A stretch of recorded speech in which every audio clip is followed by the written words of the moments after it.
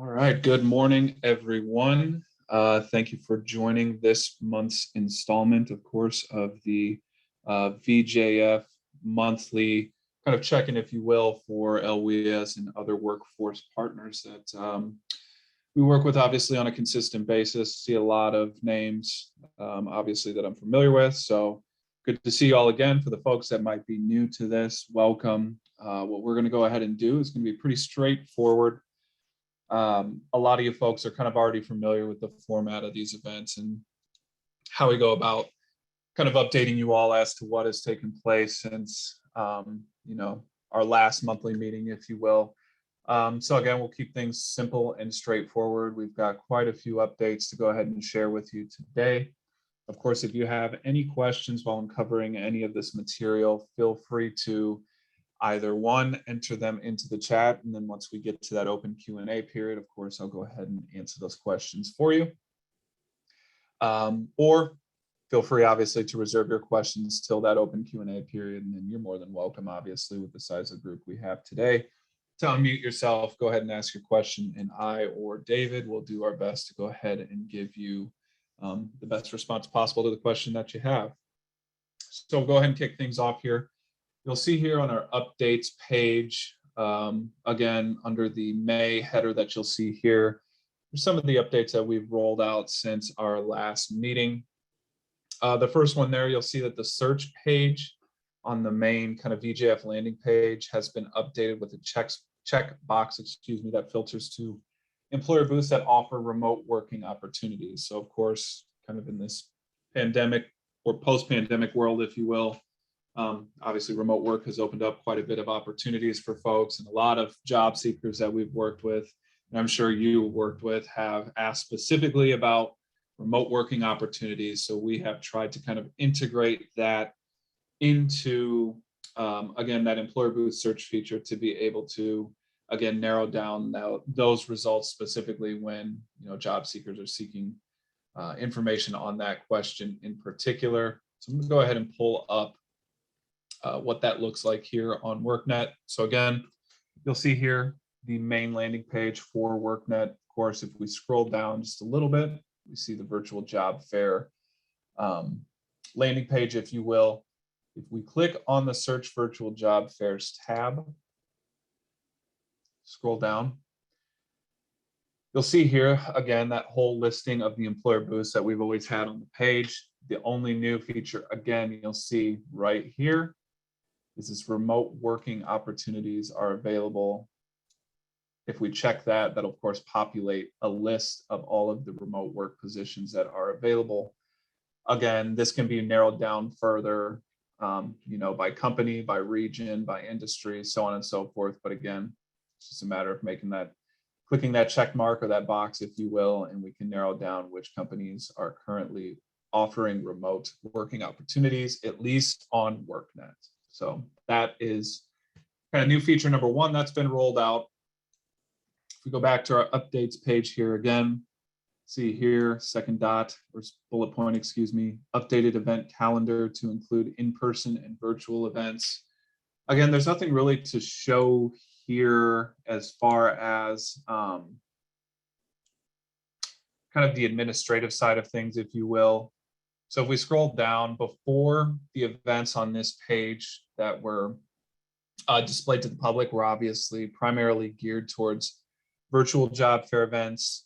The only difference now is that employers, workforce partners, anybody that has access to the calendar or adding events to the calendar can also add in-person job fair events other than just virtual job fair events as well. So we'll see there's a lot of companies that have already begun to kind of utilize this feature, if you will, here. We'll see, as you can see here, RHM has posted one of the examples here. So you'll see they have an in-person job fair. They've obviously added a physical location, date and time, and then recurring dates, so on and so forth. But you'll see here, again, a lot of that same information. They have a website here. They can also post a registration page as well.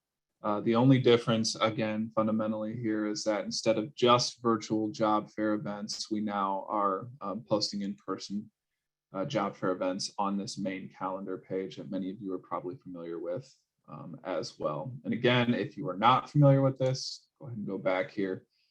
How you can get to that calendar for job fair events, it's just by clicking this calendar tab here that we have, and that'll take you again to that page there of all the events we have available.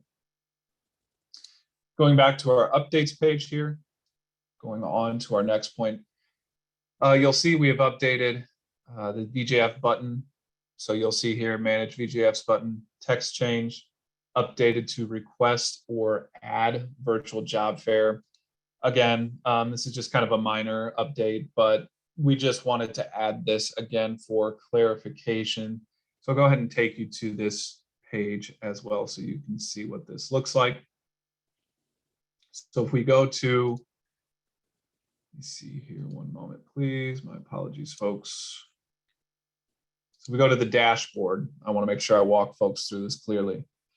If you have access to the virtual job fair tool on workNet, you'll click again on that icon. Many of you are familiar with that again.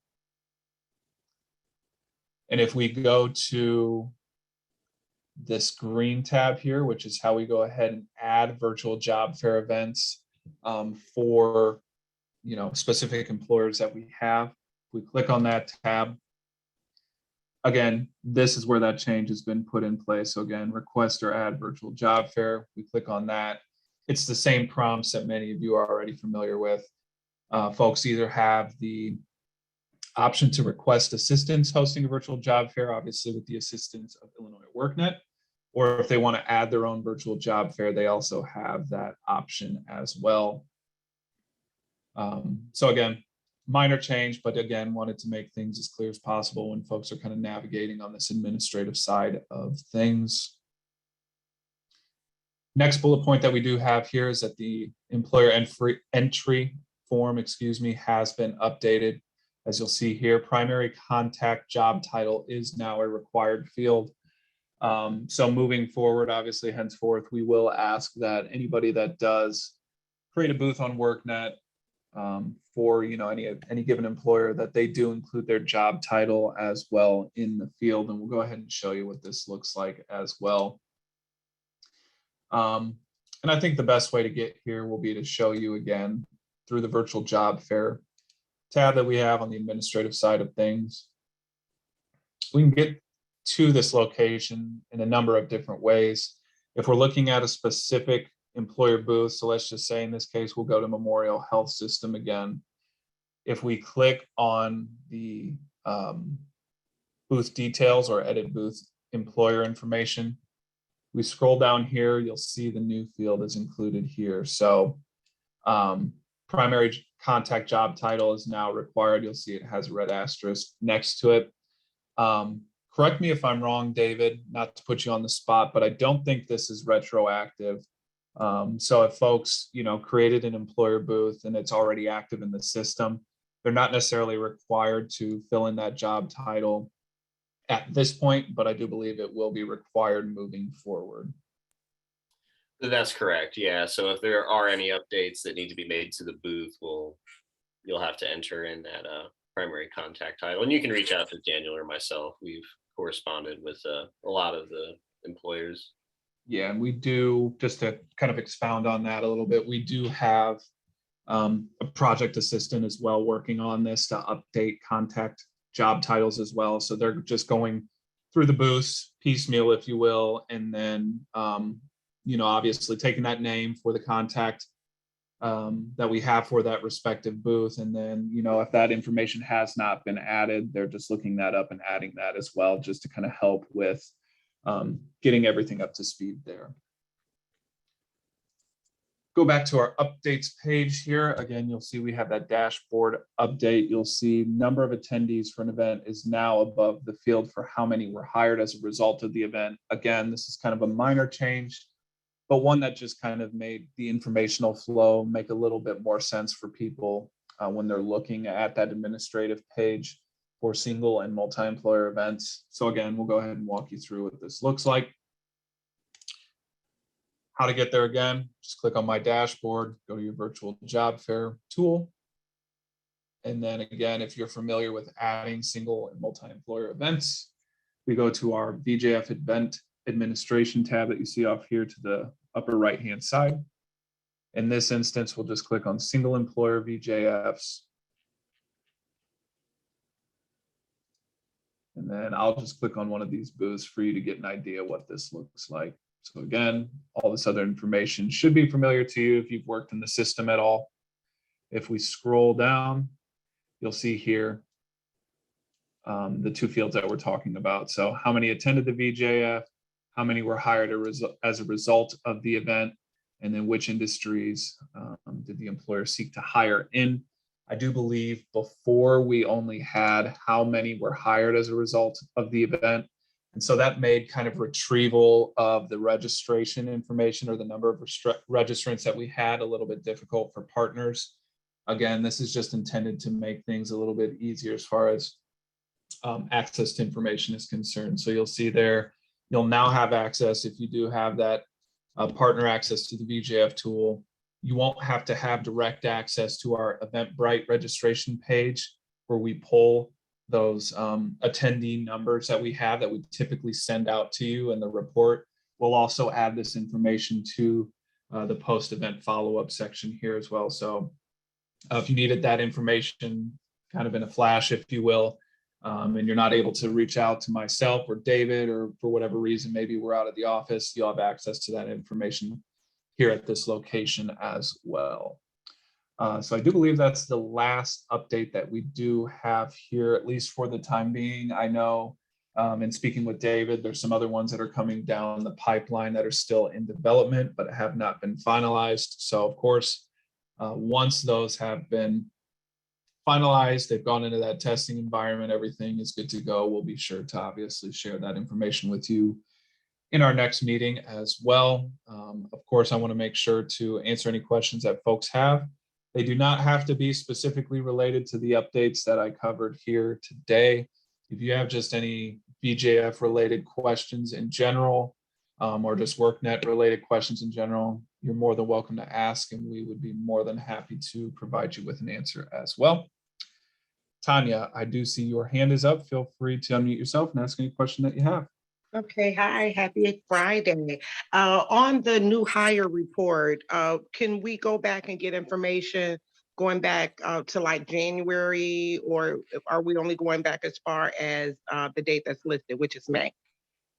Yeah, so that's a great question, Tanya. I do believe we are working to fill in that information on our end. So for VJFs that have already taken place, let's say before these new features have been rolled out, what we're doing is just manually logging that information into these pages so that you'll have access to them as well. At least that's my understanding. Is that correct, David? Yeah, that's correct, Daniel. Okay. Then I'll go and test it out as well. But that's a great feature. Thanks. Of course. Yeah. Thank you, Tanya.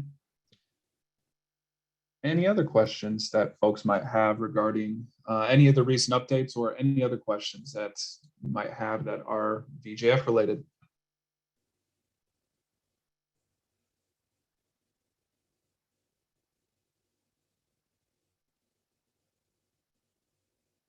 Okay. Well, I would like to go ahead and say, if you do have any other VJF related questions that come to mind between now, of course, in our next monthly partner meeting, I'm going to go ahead and drop my email into the chat. I know many of you probably already have it, but nevertheless, it never hurts, obviously, to make sure all our bases are covered.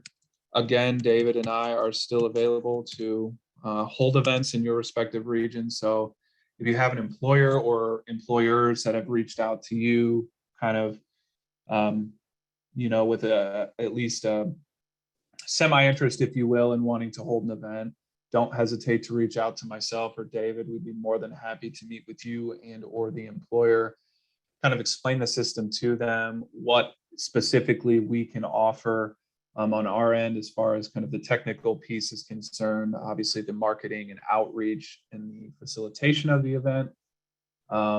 So yeah, feel free to reach out to myself or David. We'd be more than happy to schedule a meeting or a Zoom call to be able to go over that process as well.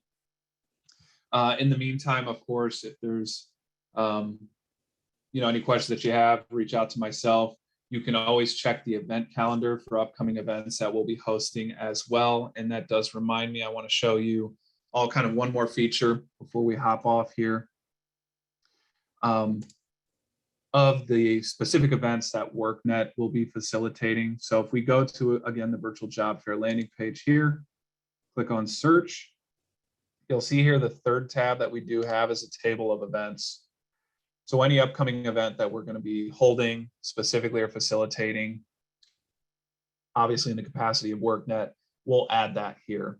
So you'll see here, we'll have a link to the registration page, and we'll also have the webinar information as well. So take a look at this page, obviously, if you want to see any updates to events that we will be holding.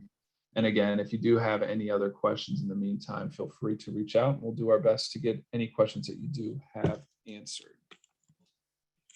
And with that covered, David, is there anything else that you'd like to mention before we kind of begin our wrap up here today? No, I don't believe so, Dan. Excellent. Well, I've gone ahead and I've included both my email in the chat and David's email as well. If there are, again, I know I'm kind of beating a dead horse here, but if you do have any questions, please don't hesitate to reach out. That's what we're here for. We're more than happy to answer any questions that you have, help you schedule an event, help you facilitate or co-facilitate an event. Again, that's what we're here for, and we're more than happy to help. If there are no other questions, we'll go ahead and wrap things up a little bit early today. One other thing that I do want to mention too, for folks that might be new to this, if we go to our partner guides page, scroll down to our VJF guide. I know that David is really good and diligent about adding the past events or training sessions that we do have. So if you go to that main page and just scroll down here to past events, just click on view recordings and materials of past training sessions. And we will upload the direct link to this recording for the monthly meeting as well. Obviously, we'll do a brief description on the right-hand side, as you see there, where we just provide you with any of the updates that were covered, Q&A, so on and so forth. So if you want to come back and access this recording or any of the other monthly meetings from past, you can do so on that page as well. And other than that, unless there's any other questions, we'll go ahead and wrap things up early. Thank you all for joining us today. I hope you have a wonderful rest of your day, of course, and a great weekend. Thank you, everybody.